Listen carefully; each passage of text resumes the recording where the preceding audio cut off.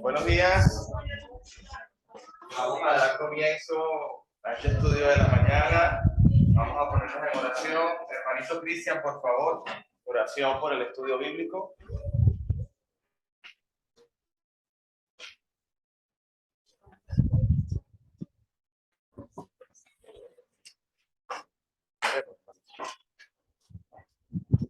Señor, tenemos un Señor, por darnos un día más de vida. Señor, hermano, damos gracias, Señor, por nuestra actitud, Señor, presente. Señor, te pido que este estudio que vamos a ahora, Señor, sea para nosotros, Señor, que sepamos escucharlo, entender y que sepamos hacerlo bien, Señor. Te damos gracias, Señor, te pido, Señor, que a nuestro Alejandro, en la sección de sabiduría, Señor, y Daria para así bien, Señor, y poder dedicarnos bien a su estudio. Lo pedimos en Jesús. Amén. Amén. Bueno, gracias, hermanita. Hoy es un día maravilloso. Seguimos con estudios bíblicos. Tenía una clase preparada para hoy, pero hablé con mi hermano Jorge y voy a cambiar una clase. Voy a dar el Evangelio de Juan, porque es muy propicio por el momento, por la hermosa palabra del apóstol Juan. Y abre tu Biblia, por favor, en Juan capítulo 1. Vamos a describir quién es Juan. Cuando la palabra de Dios menciona a ese hombre Juan, lo vemos en momentos tan importantes y siempre en intimidad con Jesucristo. En la última cena, me hizo acordar la dinámica de la hermanita, en la última cena, el apóstol Juan se le recuesta en el pecho al maestro. ¿Qué otro momento vemos al apóstol Juan en intimidad con el Señor, que vemos una cercanía muy bonita? Estamos en un estudio bíblico, podemos conversar, podemos preguntar y podemos hacer esto dinámico. Entonces, yo pongo un ejemplo. En la última cena, el maestro está a punto de hacer el nuevo pacto y el apóstol Juan se le recuesta en el pecho, pero pasa algo importante. Cuando están repartiendo el pan, el que moja en el plato conmigo, ese me va a entregar. En ese momento se miraron unos a otros y Juan, que tenía mucha confianza, le pregunta al Señor, ¿quién es mi Señor? ¿Seré yo? El que moja conmigo en el plato. Es un momento muy íntimo que pasa en el nuevo pacto de la última cena. ¿Qué otro ejemplo tenemos? ¿Lo quiero escuchar, hermanito? Con el apóstol Juan. ¿Qué idea tenemos? Gracias, hermana Elizabeth. Le doy una pista. En el huerto del Getsemaní, nuevamente vemos al apóstol Juan apoyando al maestro en oración.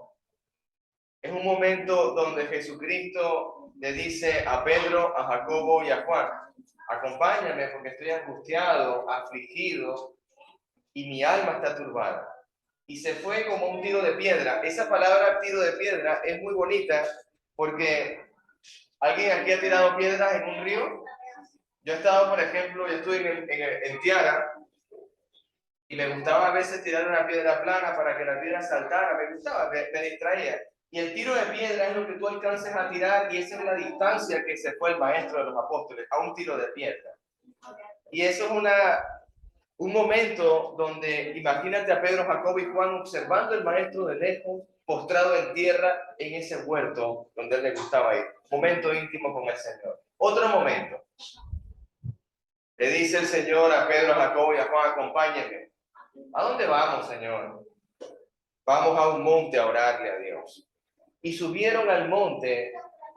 Historiadores comentan que puede haber sido el monte Carmelo. La Biblia no lo asegura. Pero subieron a un monte y Jesús se transfiguró. Y su rostro se hizo como el sol. Bienvenida, hermanita. Dios te bendiga.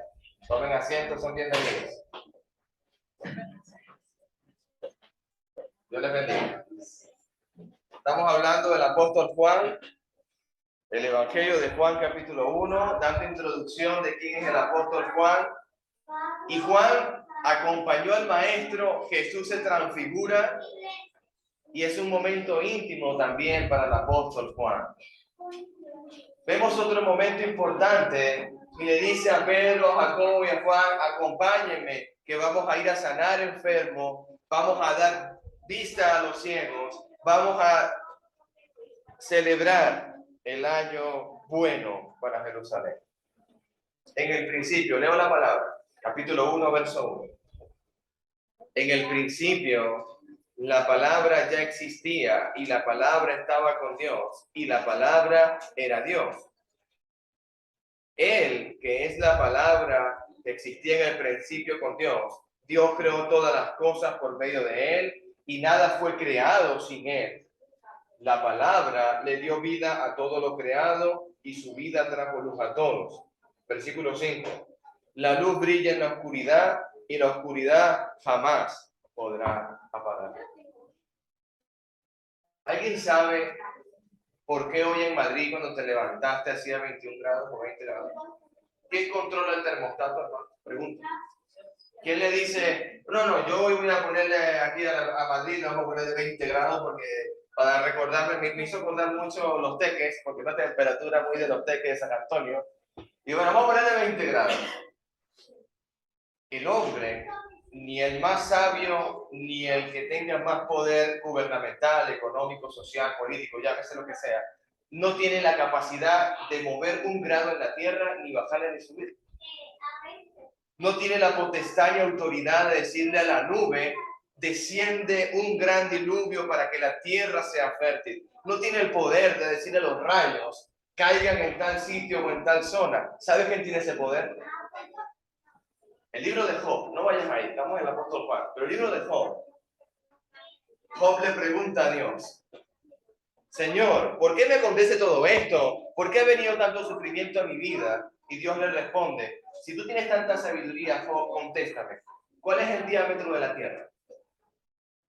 Y Job se queda en silencio. Job, si tienes tanta sabiduría, dime quién sostiene la tierra. Hermano, pregúntese usted, ¿quién sostiene la tierra? Bueno, tenemos una teoría científica que la Tierra es un planeta que gira alrededor del Sol. El Sol es el núcleo, se puede decir que puede traducirse como una molécula, como un átomo positivo que es el Sol, y los electrones negativos giran alrededor, giran de electricidad, giran alrededor del Sol, y eso es corriente eléctrica. Pero eso es una teoría.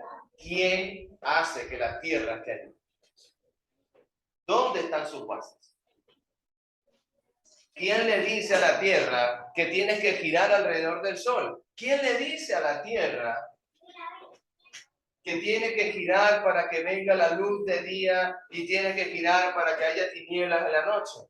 Job, contéstame. No hay sabiduría. En el principio la palabra ya existía y la palabra estaba con Dios. La palabra dijo, hágase la luz. ¿Y qué pasó? La palabra dijo que se formen los animales de la tierra. ¿Y qué pasó? La palabra dijo, hagamos, Padre, Hijo y Espíritu Santo, hagamos al hombre a imagen y semejanza. ¿Qué ocurrió? El hombre fue creado. Importante lo que está pasando con el apóstol Juan. Importante, hermano. Quiero llegar hoy al capítulo 3 de Juan. Hay un hombre que se llama Juan el Bautista. No es Juan el apóstol. Estamos hablando de un segundo Juan. Juan el Bautista. Dice la palabra de él. Vamos a leer del verso 14. Y vamos a entrar en el contexto para llegar a Juan el Bautista. Verso 14. Entonces la palabra se hizo hombre y vino a vivir entre nosotros. ¿Sabes qué significa entonces la palabra se hizo hombre y vino a vivir con nosotros? Estoy en el verso 14, capítulo 1 de Juan. Reina Valera, ¿lo puede leer, por favor? Y acerca de mujer, carne, y habitó entre nosotros,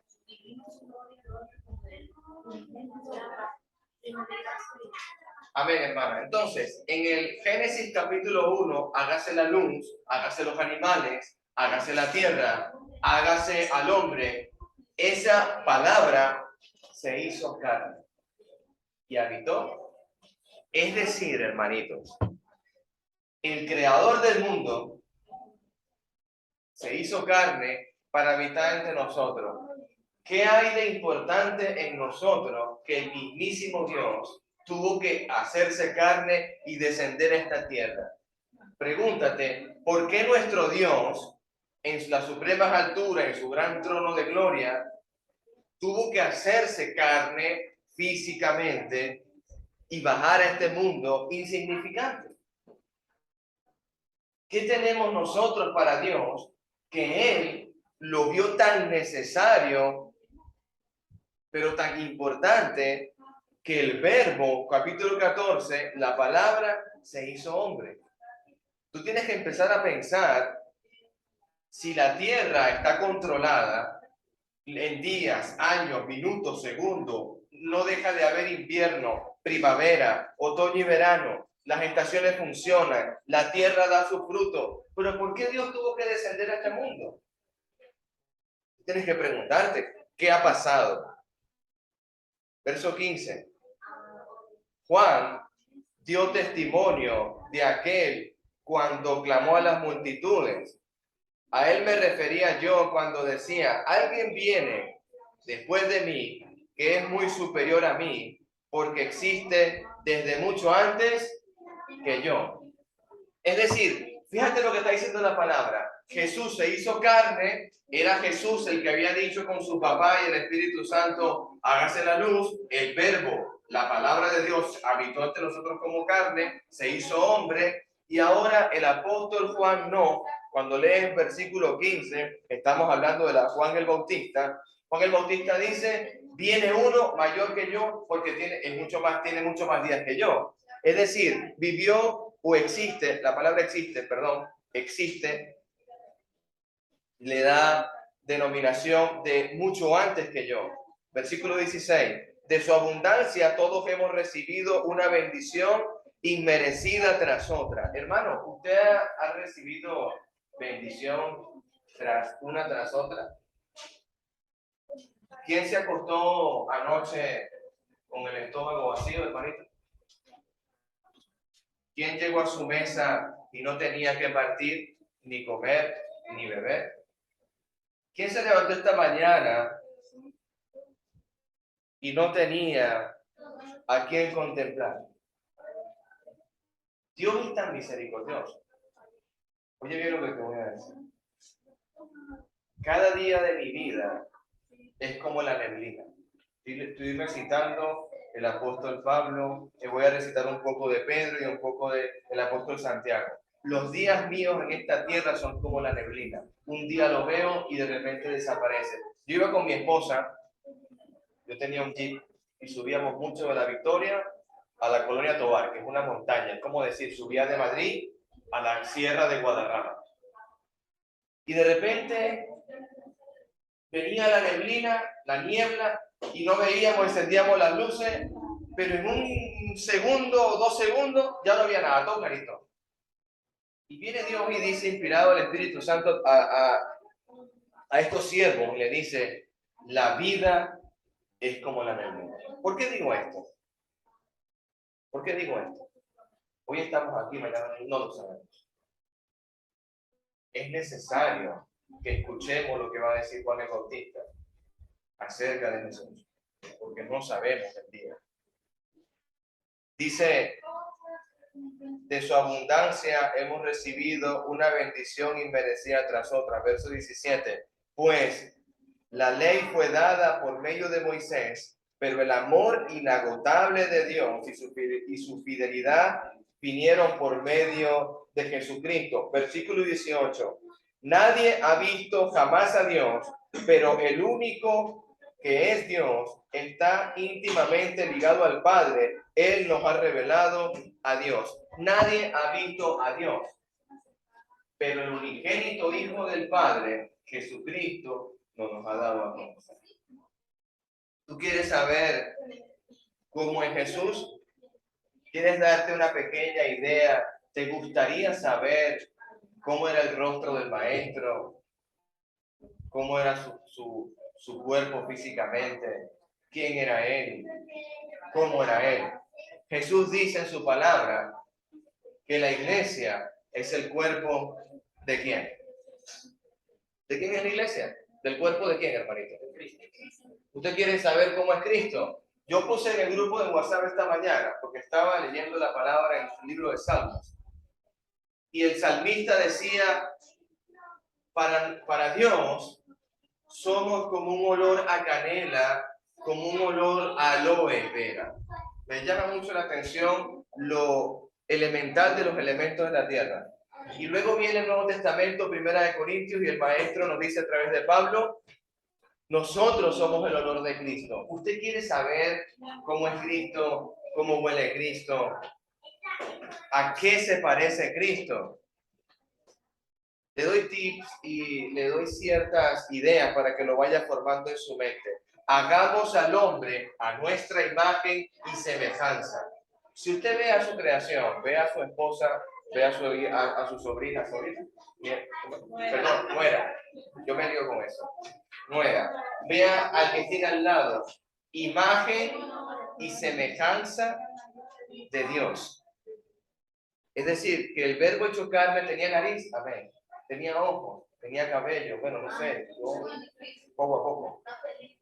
Tenía piernas, tenía brazos, sí, sí lo tenía.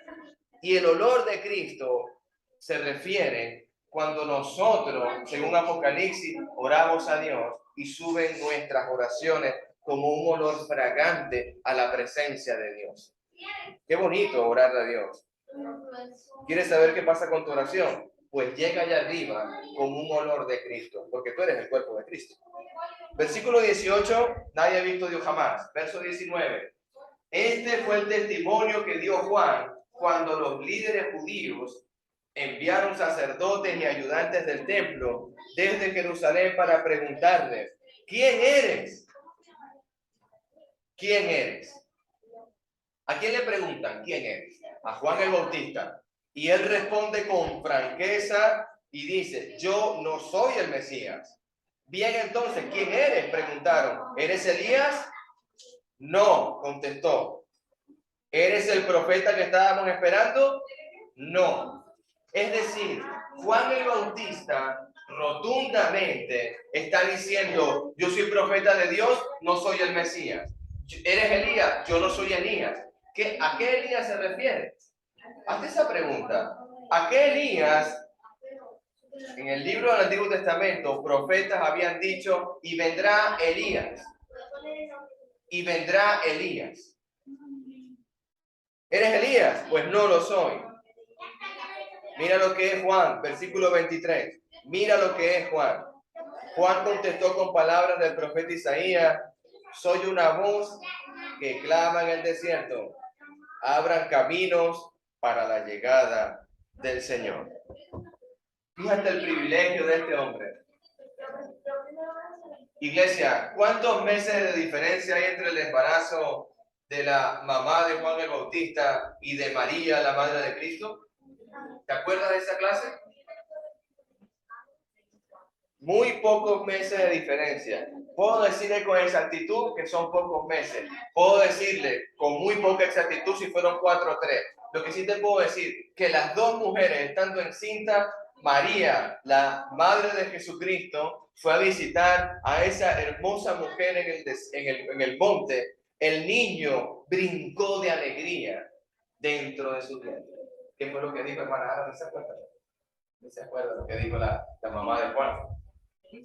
Bendita eres y bendito el fruto de tu vientre. Qué bendición más hermosa. Qué bendición más hermosa. ¿Por qué digo esto?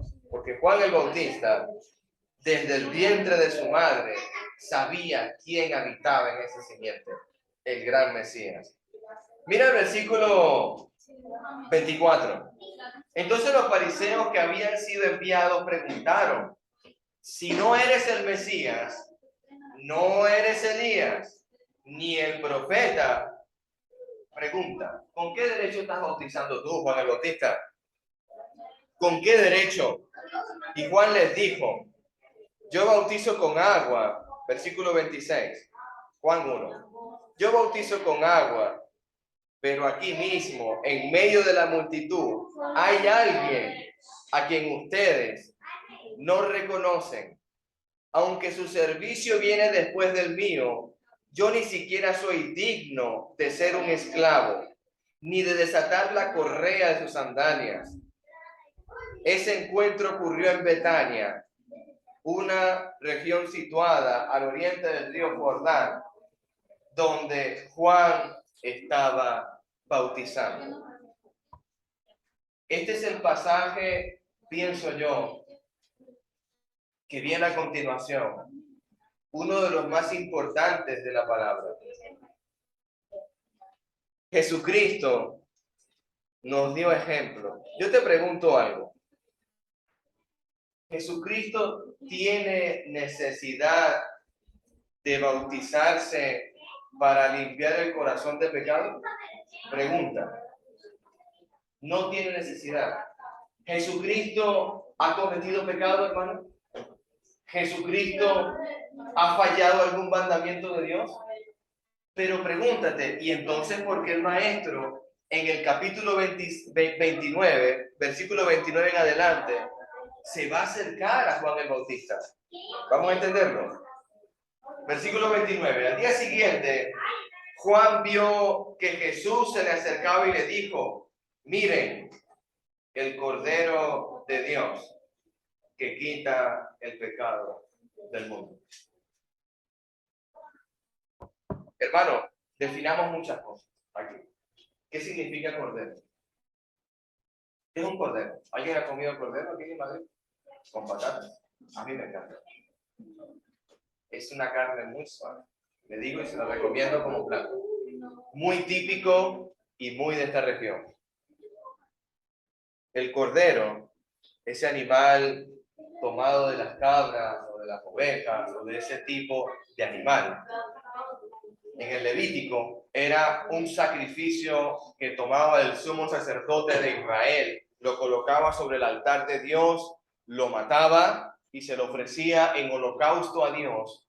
Y eso subía como un olor fragante de ofrenda ante Dios. ¿Por qué? Porque ese cordero tomado de un año, el día 14, sin mancha, sin quebrarle hueso, no tenía que estar enfermo, ni cojo, ni ciego, perfecto, colocado en el altar, perdonaba al pueblo de Israel un año.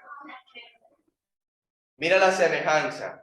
Juan declara como profeta, he aquí el Cordero de Dios que quita el pecado del mundo. El judío, escuchando esto hace 2000 años, el judío presente cerca del Jordán, con la multitud, Jesús, Juan el Bautista, y el profeta declara al que viene caminando por allí, que nadie lo reconoce, sin hermosura, hermanito Isaías 53, gracias hermanito de estudio, el hermano que nos dio, Isaías 53, sin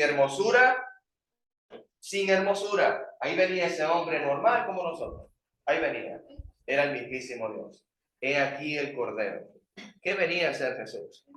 El que quita el pecado. ¿Qué es pecado? Pregunta, ¿qué es pecado? Porque tenemos que saber qué vino a ser Jesús. El verbo que dijo, hágase la luz, se hizo hombre, llegó a la tierra y ahora va caminando a encontrarse con Juan el Bautista. Y Juan el Bautista, por revelación del Espíritu Santo, he aquí el Cordero. ¿El Cordero para qué sirve? Para ser matado.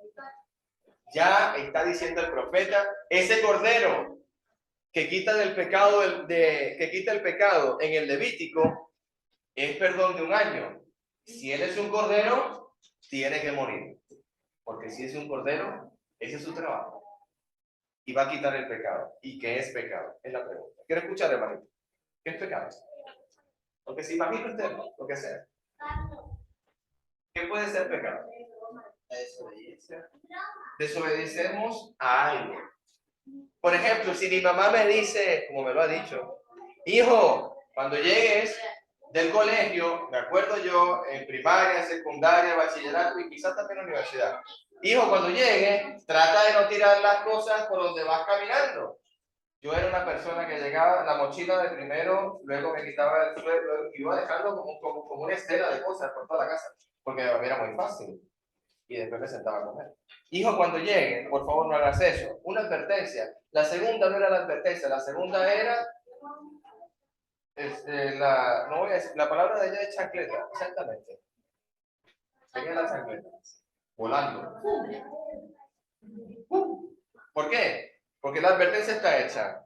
Si yo violo la ley de Moisés, ya ha sido anunciado los 10 mandamientos en tabla de piedra por el mismísimo dedo de Dios. No matarás, no hurtarás, honrarás a padre y madre. Y yo violo esa ley, viene el pecado. Es decir, en la desobediencia por los mandamientos de Dios se le llama pecado. La palabra pecado es errar el blanco.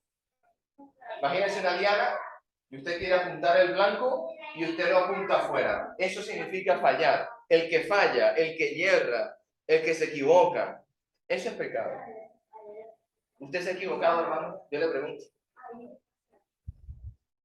¿Alguien aquí se ha equivocado esta mañana? Porque eso hay que meditar. ¿Será que alguien aquí en esta sala, quizás por equivocación, habrá dicho alguna mentira? Quizás por equivocación, alguna mala palabra. Quizás por equivocación, no honramos a Dios sobre todas las cosas. Pero viene el Cordero de Dios que quita el pecado del mundo. Porque yo no soy capaz. Alejandro Castellaní no es capaz de llevar una vida perfecta. No es capaz. Siempre falla. En cualquier cosa. Siempre hierro el blanco. Versículo 30. Capítulo 1. A él me refería cuando yo decía, después de mí vendrá un hombre que es superior a mí, porque existe desde mucho antes que yo. Hermano, segunda vez el profeta repite lo mismo. Versículo 31. No le reconocí como el Mesías, sin hermosura para que le deseemos.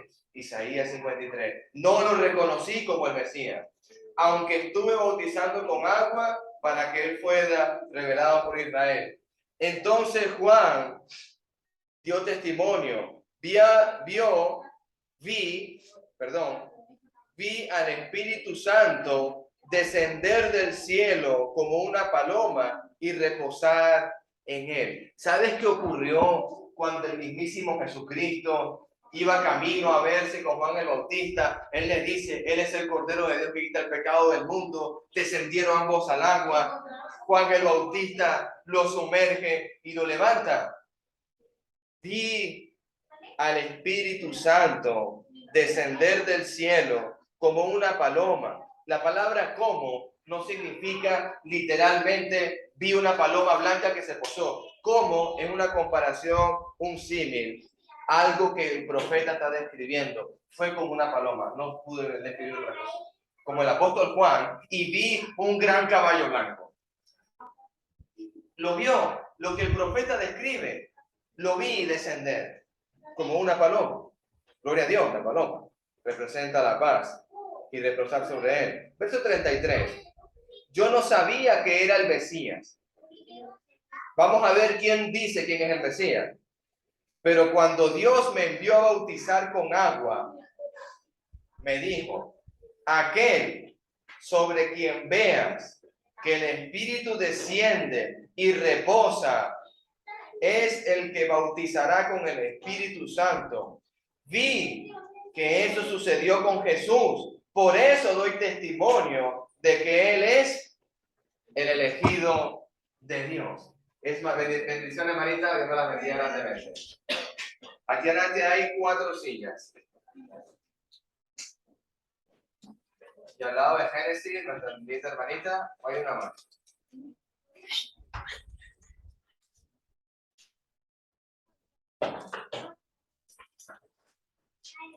Estamos en el Evangelio de Juan, recordando un poco ese momento de que Jesucristo se hizo carne, habitó entre nosotros. Ese verbo que estuvo en el inicio diciendo hágase la luz, se hizo carne.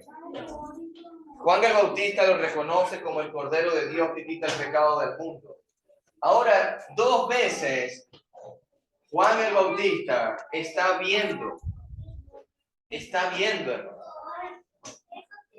Verso 32, retomamos el estudio. Entonces Juan dio testimonio, vi al Espíritu Santo descender del cielo como paloma y reposar de él. 33. Yo no sabía que era el Mesías, pero cuando Dios me envió a bautizar, ¿quién envió a Juan el Bautista a bautizar? Fue el mismísimo Dios.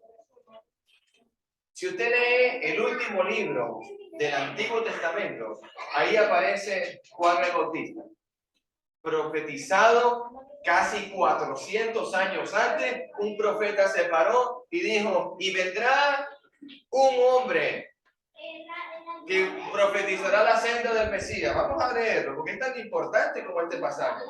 El último libro del Antiguo Testamento, Malaquías.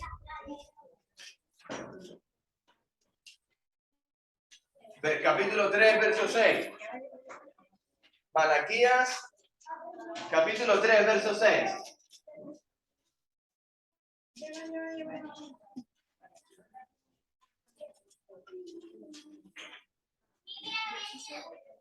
Dice la palabra, yo soy el Señor y no cambio. Por eso ustedes, descendientes de Jacob, aún no han sido destruidos. Verso 7. Desde los días de sus antepasados han despreciado mis decretos y los han desobedecido. Ahora vuelvan a mí y yo volveré a ustedes, dice el Señor de los ejércitos celestiales. Pero ustedes me preguntan, ¿cómo podemos volver cuando nunca nos fuimos? ¿Debería el pueblo estafar a Dios? Sin embargo, ustedes me han estafado. Pero ustedes me preguntan, ¿qué quieres decir cuando te hemos estafado? Me han robado los diezmos de ofrenda que me corresponden. Ustedes me han dejado maldiciones. Versículo 10. Traigan los diezmos de mi depósito al templo, dice el Señor de los ejércitos celestiales. Dice la palabra en el capítulo 4.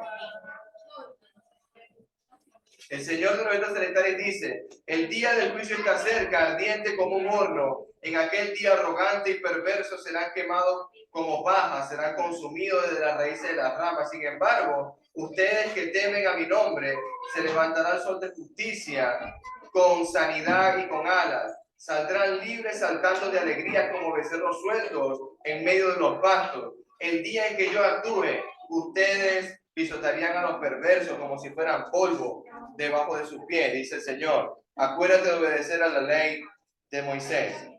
Versículo 5, hermano. Últimas palabras que se reflejaron en el Antiguo Testamento y después de Malaquías hasta Juan hay un silencio profético de 400 años. Capítulo 5. Miren, les envío el profeta Elías antes que llegue el gran terrible día del Señor. Sus predicaciones harán volver el corazón de los padres hacia sus hijos y el corazón de los hijos hacia sus padres. De lo contrario vendré y haré caer una maldición sobre la tierra. ¿Eres tú aquel Elías? Le preguntaron, ¿eres tú el Elías? Él dijo, no, pero ya viene. No soy yo, pero ya viene. Y Dios le dice a Juan el Bautista, el que veas cómo desciende el Espíritu como paloma. Vuelve a Juan capítulo 1. Juan capítulo 1. Verso 33. Yo no sabía que era el Mesías, pero cuando Dios me envió a bautizar en agua, me dijo, aquel sobre quien veas que el Espíritu desciende y reposa, es el que bautizará en Espíritu Santo. Vi que eso sucedió con Jesús. Por eso doy testimonio de que Él es el elegido de Dios. Ahora, respondemos preguntas. ¿Cuál es la función del Cordero? Morir. ¿Cuál es el propósito de su muerte? El perdonar los pecados. Es aquí el Cordero que quita el pecado del mundo. Entonces, Jesús habitó entre nosotros porque tenemos un problema grave con el Padre. Hermanos, reconozcamos el problema que tenemos. Cuando yo reconozco el problema que tengo ante Dios, se llama humillación, se llama tener humildad. Dejo aparte la soberbia, dejo aparte el egocentrismo y digo, sí Dios, tengo un problema. Y se llama pecado. Yo no soy digno de ser llamado tu hijo. Por eso voy a reflexionar como el hijo pródigo. Voy a pararme a pensar, Padre, ¿te acuerdas? El hijo pródigo en el hato de cerdos, con las algarrobas, con el estómago hambriento. Padre, qué belleza de adoración. No soy digno de ser llamado tu hijo. No soy digno. Reconocer el problema con el Padre. He pecado, Padre, contra el cielo y contra ti. No soy digno de ser llamado tu hijo. Necesitamos del Cordero. ¿Alguien necesita del Cordero? Necesitamos a Jesús en nuestra vida. No podemos, Señor. No podemos. Termino el mensaje con Hechos capítulo 2. El estudio, perdón. Hechos capítulo 2. Verso 38.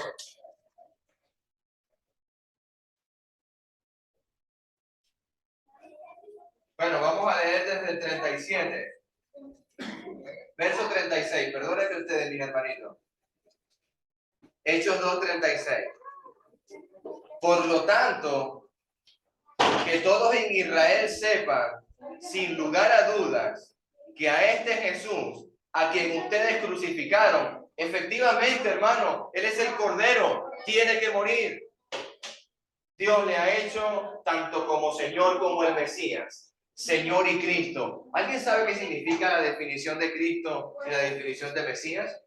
Enviado de Dios. ¿Te acuerdas cómo se llama Jesús? ¿Cuál es su nombre? Y llamarás a este niño Emmanuel. Dios con nosotros.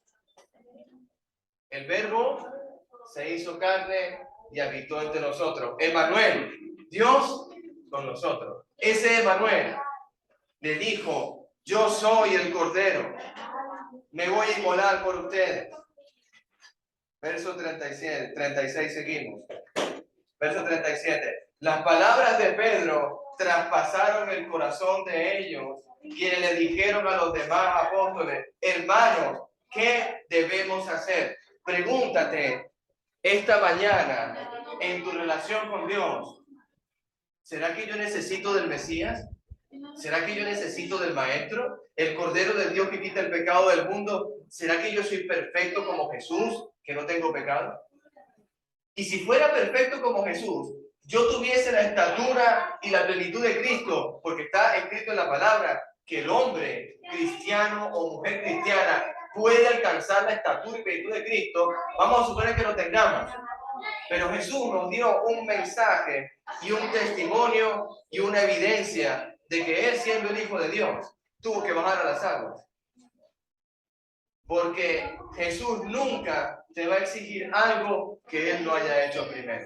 Y si para Jesús es importante, en Juan capítulo 3, imagínate lo importante de Jesús. Imagínate lo importante de Jesús, que en Juan capítulo 3,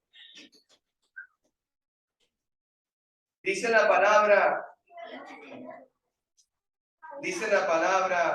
voy a leer desde el verso 2, o leemos desde el 1. Había un hombre llamado Nicodemo, un líder religioso judío fariseo. Una noche fue a hablar con Jesús. Rabí, le dijo, todos sabemos que Dios te ha enviado para enseñarnos. Las señales milagrosas que haces son prueba de que Dios está contigo. Nicodemo sabe, hermano, que ese hombre no es cualquier hombre. No haces milagro si no provienes de Dios. Nicodemo lo sabe. Tú eres alguien que viene de Dios. Jesús respondió, ¿te digo la verdad? ¿Usted quiere escuchar la verdad, hermanito, hermanita?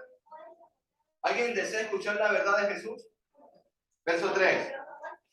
A menos que nazcas de nuevo, no podrás ver el reino de Dios.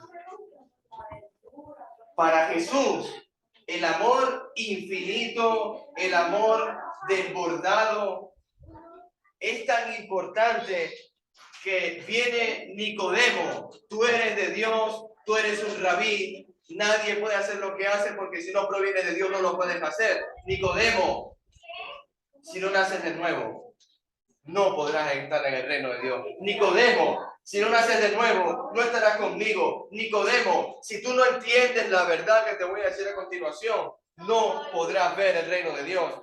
Nicodemo, ni que fueres fariseo, ni te sepas la ley de memoria. Nicodemo, no podrás. Hermanos, si yo me supiese este libro de memoria, voy a parafrasear un poco 1 Corintios 13. Si yo me supiera este libro de memoria, si yo supiese hablar idiomas, si yo supiese toda la ciencia, todo lo que ocurre en este planeta, es más, fuera el mejor científico español, venezolano o como se llame, y no tengo amor, nada soy. Nada soy. Te digo la verdad, Nicodemo. El versículo 4, hermano, no critiquemos a Nicodemo. Nicodemo es un hombre fariseo, un religioso, pertenece al Sanedrín. Me acuerdo ayer la bíblica maravillosa. 70 sacerdotes pertenecían al Sanedrín y el sumo sacerdote Anás y Caifás estaban al frente. Pero me recuerda que ese hombre no es un sin letra y sin vulgo. No es un sin letra. Ese hombre sabe lo que va a responder.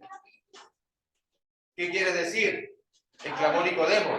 ¿Cómo puedo volver a nacer del vientre de mi madre y volver a nacer? ¿Cómo es eso? Jesús contestó, te digo la verdad, Nicodemo. Segunda vez, hermano, se repite. Te digo la verdad. ¿Alguien quiere escuchar la verdad, hermano? ¿Alguien desea oír la verdad de Dios? Nicodemo, segunda vez te lo repito. Te digo la verdad. Nadie puede entrar en el reino de Dios si no nace de agua y de espíritu. Hermano y hermanita, amigo, el consejo de Dios. El Verbo se hizo carne, nos amó tanto, Juan 3:16, se lo sabe de memoria, que necesitaba a Él quitarse su corona, necesitaba a Él quitarse sus vestidos reales, necesitaba a Él despojarse a sí mismo. Isaías 53, gracias hermano Jorge por el sermón. Despojarse a sí mismo. Porque nos amó tanto que no tenemos un problema con Dios, que se llama pecado. Y Él se declara, yo soy el Cordero que quita el pecado del mundo. Juan, el Bautista, cuando veas el Espíritu que descienda como paloma, ese es el Mesías, ese es mi hijo. Nicodemo, eres muy sabio, Nicodemo. Muy bien. Perteneces al Sanedrín. Muy bien, Nicodemo. ¿Te sabes la Biblia de memoria? Muy bien, Nicodemo. Pero si no naces de agua y de espíritu, Nicodemo, ni que te sepas los 66 libros de la Biblia y me los recites ahora mismo, Nicodemo, no podrás estar conmigo. ¿Tú entiendes? Te digo la verdad, Nicodemo. Te la digo. ¿Sabes lo importante de Nicodemo, hermano? Que no se queda allí. Cuando Jesús muere, ¿sabes que va José de Arimatea y quién más va a buscar el cuerpo del maestro? A mí me llena de alegría el saber que la palabra de Dios jamás queda vacía. Nicodemo y José de Arimatea, que era servidor del Señor en secreto. Muchos predicadores dicen, tenía vergüenza. Pues hermano, le voy a decir otro contexto más importante. José de Arimatea era un principal también. Y él hacía mejor su trabajo como principal y podía custodiar a los hermanos mejor desde un puesto de gobierno que fuera de él. Y él necesitaba, José de Arimatea, yo soy creyente, pero por amor a mis hermanos. Imagínate que José de Arimatea, como algunos predicadores dicen que no estoy de acuerdo, que lo hizo en secreto, tenía vergüenza. No, hermano, si él no estuviese allí, no hubiera podido ir ante Pilato, dame el cuerpo de Jesús. No tenía autoridad para pedirlo. José de Arimatea tuvo la autoridad, Nicodemo tuvo la autoridad. ¿Y saben qué hicieron esos hombres? Que la palabra no quedó vacía. Vamos a ungir al maestro. Yo pienso que Nicodemo tuvo el privilegio de nacer de agua y de espíritu, porque 3 veces la Biblia habla de Nicodemo. Y hoy, ¿qué va a hacer de ti? Ponte tu nombre en ese pasaje. Alejandro, te digo la verdad, si no naces de agua, ni que te sepas la Biblia, ni que des un mensaje maravilloso hoy 4 de septiembre, si no naces de nuevo, Alejandro, no verás el reino. Pon tu nombre en la escritura. Existe un libro, termino, perdón, existe un libro. Existe un libro, el libro de la vida. Yo quiero que usted esté ahí. Dios me lo bendiga. Y vamos a ver Apocalipsis, pero cambiamos la clase.